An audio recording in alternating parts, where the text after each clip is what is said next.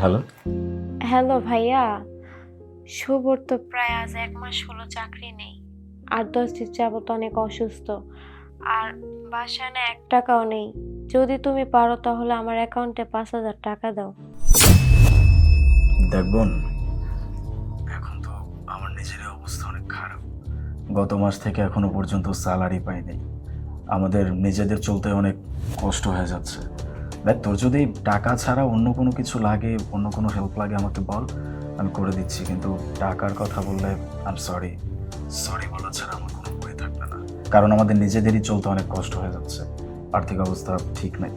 ভাইয়া তাহলে 200 টাকা দাও। আমি ওর জন্য ওষুধ নিয়ে আসি। তুমি চিন্তা করো না ভাইয়া, আমি খুব শীঘ্রই তোমাকে টাকাটা ফেরত দিয়ে দিব।